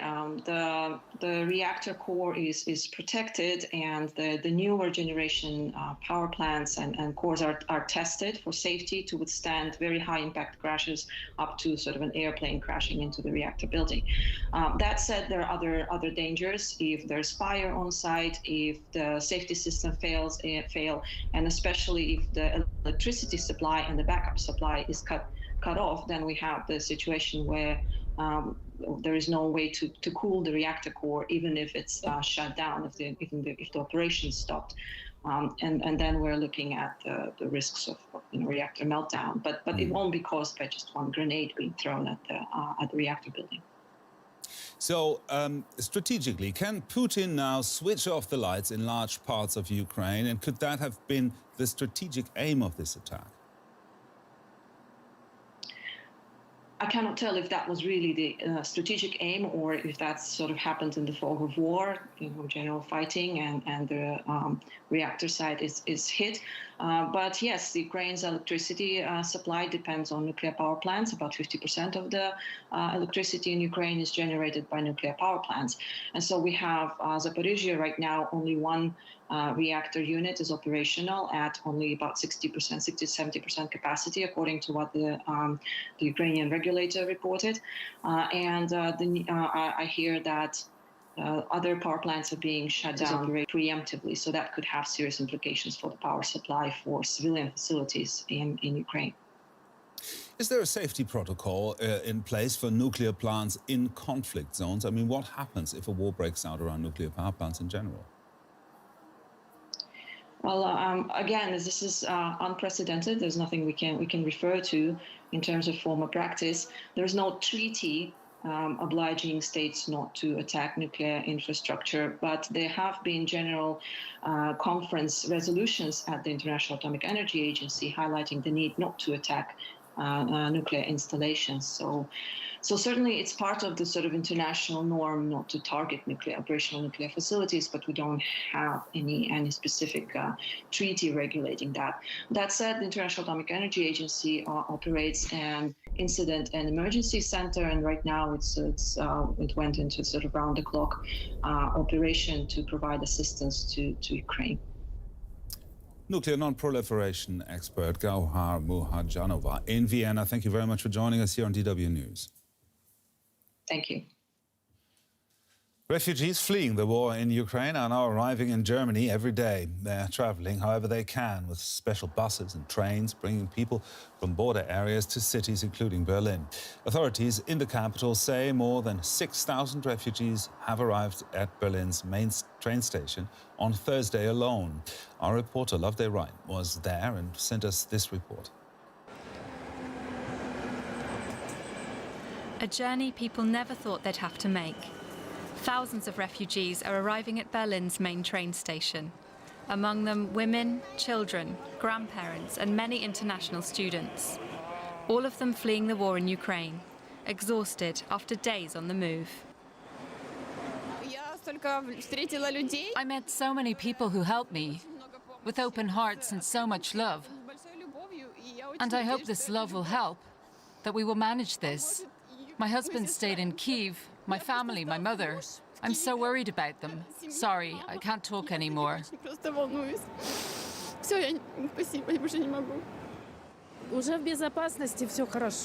We're safe now, so everything's okay. Like everyone there, we just felt so hopeless. But we made it here. We were so scared, everyone was. So it was a terrifying and a horrible experience of my life. I'll never ever forget. Never ever. Volunteers are picking people up from the platforms and bringing them here to get some help. This is where they can get a hot drink, warm clothes and medical attention. Alongside the aid organisations, dozens of volunteers have just turned up to help in any way they can. Many are offering to translate for people, others are handing out food and clothing. This helper fled to Germany from Syria 7 years ago. I know exactly how these people are feeling. They've left their homes, their loved ones. They just want a safe life. Some people are planning to stay in Berlin for now. Many have friends or family here. Others want to travel onwards. Refugees from Ukraine can take the train for free in Germany and elsewhere in Europe. For many, this is just one stop on an even longer journey. And joining me now is James Elder, spokesman for the United Nations Children's Fund, UNICEF, joining us from Lviv. James, tell us what this war means for Ukraine's children. At the moment, it means, as you see, it means mass exodus, it means trauma, enormous amount of stress, sorrow. The streets are just awash with sorrow. And of course, in those big cities right now that are under bombardment, it means a threat to life and limb. We know children are being killed in this conflict. We know children are being injured. As long as the fighting and the bombs continue, then the greatest threat to children, of course, is for their very life. So what can UNICEF do right now? What are you doing at the moment? Well, we're very glad to hear in the last 12 hours the guarantee from both sides on the idea of humanitarian corridors. It's absolutely critical that we have the ability to go safely to people. I talk to people in bunkers who have not had food, not had water, not had warmth. For 2 days, we need to reach these people. So UNICEF has emergency medical supplies. We've been trucking those in across into Poland, the border regions, Poland, Romania, here into Ukraine. We get oxygen cylinders into the hospital in Kyiv, remembering there are many children in hospitals who can't get out. So there's a huge amount of support that needs to be done, and that's what we're seeking to do. Ukraine, not forgetting how much Ukrainians themselves are doing. Of course, right now, to be honest, as this fighting continues, the horrendous demand for boys and girls continues to outstrip any supply. Just to get this clear, do you have access to children in areas that are under Russian control? At present, no. We have been guaranteed safe passage for those people out of those areas. We hope that's commencing now. This is very fluid. It's only in the last hours that that's happened.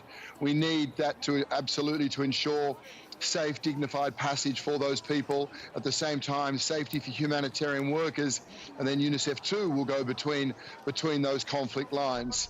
That needs to happen as you and I speak, as does this idea that so many people have called for the fighting to cease. It's hard to overstate just the amount of stress that are on families, whether they've escaped to here and are looking to get further afield. They have been sleeping in bunkers on trains. They're talking to family members. Some have lost family members.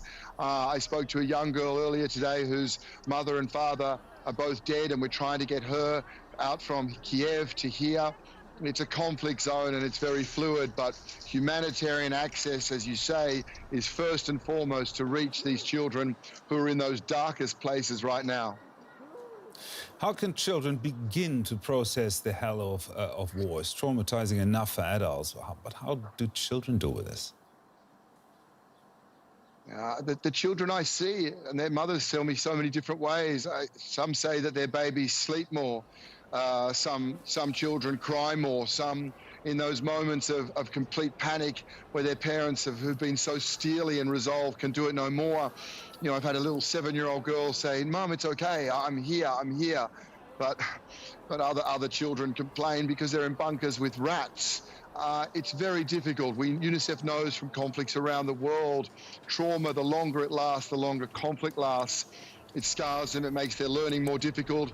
From what I've seen in Ukraine, it's a pretty dynamic country, a lot of young people, a lot of clever people. We cannot afford for a brain drain on top of blood being spilled. Thank you very much, James Elder. They're doing very important work with UNICEF in Ukraine. Thank you, James. NATO Secretary General Jens Stoltenberg spoke after a special summit of the alliance's foreign minister in Brussels. He insisted that NATO is not seeking a war with Russia, and that the alliance is on high alert and ready to defend its members. We have already strengthened our deterrence and defense on land, in the air and at sea. Allies from North America and Europe have sent thousands more troops to the eastern part of the alliance. We are deploying the NATO response force for the first time, and we have over 130 jets at high alert and over 200 ships from the high north to the Mediterranean. We will continue to do what it takes to protect and defend every inch of NATO territory. NATO is a defensive alliance. Our core task is to keep our 30 nations safe. We are not part of this conflict, and we have a responsibility to ensure it does not escalate and spread beyond Ukraine, because that would be even more devastating and more dangerous, with even more human suffering. NATO is not seeking a war with Russia. NATO Secretary General Jens Stoltenberg speaking there just moments ago. For more on this, I'm now joined by DW's Terry Schultz at NATO headquarters in Brussels, where Stoltenberg was speaking. So what did you make of that statement? You know, Gerhard, as he was speaking, I just kept thinking of how this was going down in Kyiv and other cities around Ukraine. We heard President Zelensky earlier today plead yet again for a no-fly zone, for NATO to stop Russian planes from bombarding Ukraine. And this is just something that NATO is not even considering. As the Secretary General made clear, he kept saying NATO is not part of this conflict, and that by enforcing a no-fly zone, this request from Ukraine that's coming daily, that would be entering the conflict. Eventually, NATO would have to shoot down a Russian plane, and then NATO would be a party to the conflict. And that's something that there's no appetite for in this alliance, even as Secretary General Stoltenberg and many national leaders are praising the courage and bravery of the Ukrainian president and the Ukrainian citizens. But they're not going to get this no-fly zone. Terry also said that NATO activated a response force for the first time. How significant is this? Yes, this happened several days ago now, but it does show that NATO is feeling a more security threat from the Russian invasion of Ukraine. This is the first time that this rapid response force has been activated for collective defense, and this is several hundred troops now being sent to Romania as the first spearhead mission that the rapid response force is undertaking. And there are up to 40,000 troops in total that could be deployed if necessary, and they're holding them back for now, presuming as they can today, at this hour anyway, that the conflict doesn't spread. But NATO has also, in recent weeks and months, reinforced its eastern flank significantly. Tens of thousands more troops now in the Baltics, much more equipment. And even today, something that, you know, is quite unusual. They've decided to bring Finland and Sweden, non-NATO members, into the fold on intelligence sharing, and they're going to be included in every meeting on Ukraine. Also, the European Union's foreign policy chief Josep Borrell was here today, and now many of these foreign ministers will head down to Brussels, head to the other side of town in Brussels to join an EU meeting. So they are really, you know, trying to seal every possible crack that would give President Putin the feeling that he's going to get away with what he's doing. But as for military support for Ukraine, this is going to continue to take place only bilaterally, and NATO is not going to do anything as an alliance of 30 members. Terry, you've been reporting there from NATO headquarters for many years now. When you're there now, what is the feeling that you're getting? What's the mood there right now in the face of this crisis? That's an interesting question because you hear a lot of things, and I was here for a lot of briefings yesterday, and you know, people feel despair for the Ukrainians and a lot of admiration for President Zelensky for what he's doing personally, and also for the Ukrainian citizens who are fighting back even better than expected and really holding off the Russian attack more than had been anticipated.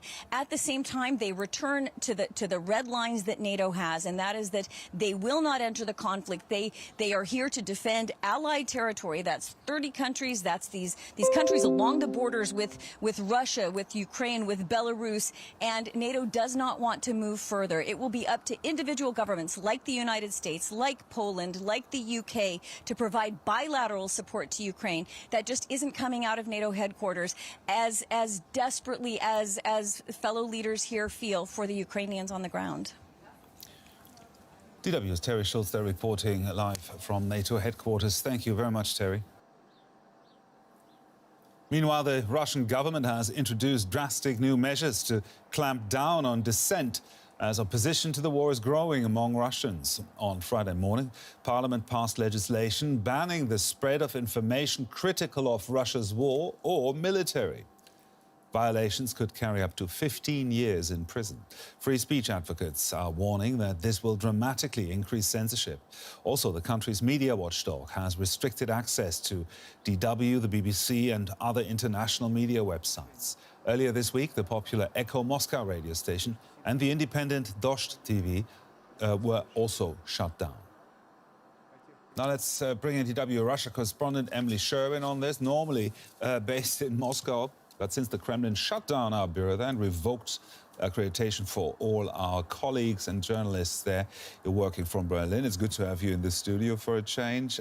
So let's talk about this new legislation by the Russian parliament. How significant is this? Well, it's very drastic. It essentially means that all criticism can be silenced, and the fear that already existed, you know, even before this war in Russian society is being solidified. So even this, just last week, the media watchdog in Russia was warning that media outlets in Russia can only use official sources to report about what they're calling a special operation. They also were telling critical media outlets that they can't call a war, but that they should be referring to it as a special operation. Now it seems with this new law, which means up to 15 years in prison, essentially for anything that veers off the official line, that essentially makes critical media impossible. I know a lot of foreign colleagues as well, foreign journalists, are thinking whether it's even safe for them to stay in the country Does it at apply the to moment. foreigners as well? Well, it applies to anyone spreading information.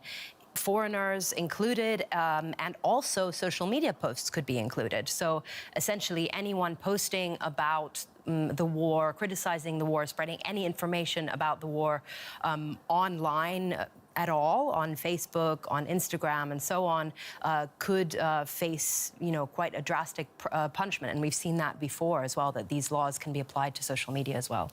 Well, basically this ban is there to stop dissent inside the country. We're getting a different picture here in the West. How big is the potential for dissent in the country right now? Well, it's hard to know because, of course, it's hard to trust polls at the moment. There has been an official poll from a government pollster which says that around 66% are in favor of this war. Independent experts that I've been talking to put that number at more like 50%, which is still pretty high. And it shows you that a lot of people do turn to official sources of information, especially in times when they're afraid, when they're unsure. People start watching state TV. And of course, the line line there is that Russia is liberating Ukraine from the neo-Nazis, and that this is a non-violent operation almost, where they're not hitting civilian targets at all. So that's the current line there. And I've heard from, people that I'm talking to on the ground, friends as well, who are saying that they can't actually talk to their parents about this anymore because there's a huge generational divide, of course, in how people consume media. People who are younger consume media more online. Others, older people, often watch state TV. So people are saying, I can't talk to my parents anymore because they're saying that everyone in the West is Nazis. They're saying, don't be a traitor and so on. So really quite upsetting things that you're hearing from Russians on the ground as well about that. So Russia made it more difficult to get uncensored information right now. But how can get people in Russia? It's still possible to get uncensored information, but it's more difficult, right? Exactly. At the moment, it's still possible. Russia does, of course, have the possibility to cut its own internet off from the World Wide Web. Experts are saying that that's still quite unlikely and could be technically difficult, but that's a danger. People are using VPN services, which means that they can essentially hide their IP addresses and pretend they're in a different country in order to access information that would be blocked within Russia. So they can access critical media outlets. You were mentioning that, Medusa was being blocked, a critical media outlet, the BBC, DW, many others as well. But it's an effort. And, the question is whether people will continue to try to find information, especially in a situation where they're confused and upset anyway. That's a danger. People are using Telegram messaging services as well to get, their channels on there with news as well. But it's getting harder and harder, and I expect that to continue as well in the coming days. Let's talk about the rumors that martial law could be introduced in Russia. Is that realistic? And how would the Russian public react to that? I would say that at this point, almost anything is realistic when it comes to repressive measures within the country. We've seen repressive measures now. I think anything is possible. We don't know what the introduction of martial law would mean in practice. Apparently, there's quite a broad range of measures that could be introduced, but it could mean border closures, mobilization, and even more censorship, essentially. And a lot of people are currently trying to leave the country because of these rumors. There are reports that there's a huge demand for flights to leave the country, especially to countries where there is no visa measures for Russians so that they could actually stay there. Many one-way flights, actually, right? Many one-way flights as well, and I'm hearing this from friends who are trying to find a way out. Of course, not everyone, as I was saying. And as people wait to figure out what's happening, of course, the sanctions are biting as well. So one person was telling me they had around $10,000 in savings to try to leave the country. Now that money is worth $5,000, and that's getting worse and worse, of course, as the ruble is in free fall as well. Many thanks. Our Russia correspondent Emily Sherwin there. Thank you, Emily. Numerous cities across Ukraine remain under heavy bombardment, but so far the Black Sea port of Kherson is the only major urban center to fall since Russia began its invasion more than a week ago. Ukraine and the US have accused Russia of deliberately hitting civilian targets during its attacks. Meanwhile, civilians all over the country remain strong in their resolve to fight back. All over Ukraine, people are getting ready to fight. In Lviv, those with combat experience teach those who have never held a gun before.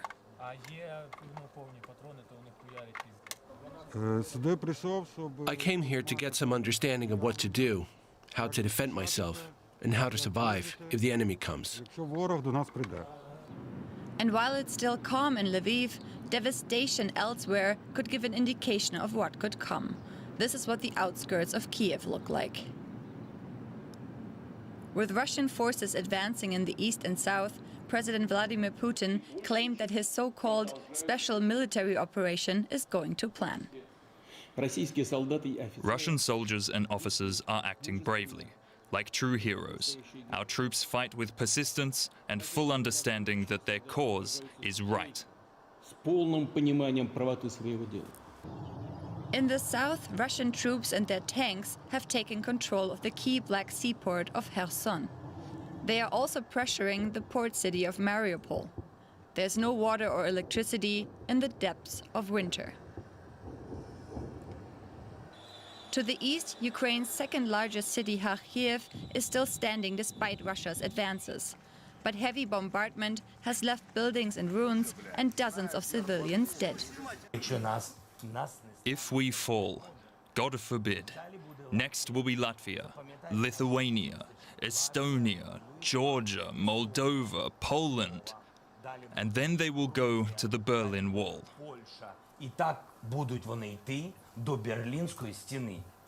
A second round of talks between Russian and Ukrainian negotiators has met with some progress as the two sides agreed to establish humanitarian corridors in some areas.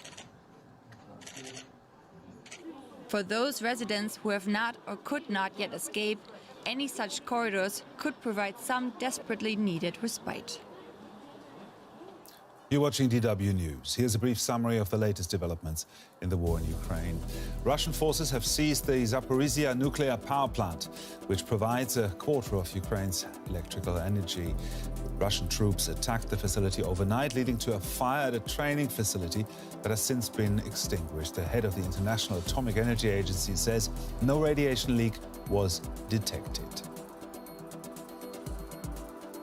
And that's our special coverage of the war in Ukraine for now. I'm Gerhard Elfers in Berlin. My colleague Phil Gale will have more coverage in just a few minutes, so don't go away. But before that, let's give a moment to those who, amid all the suffering, try to create some beauty. You're watching pictures from Poland's border with Ukraine.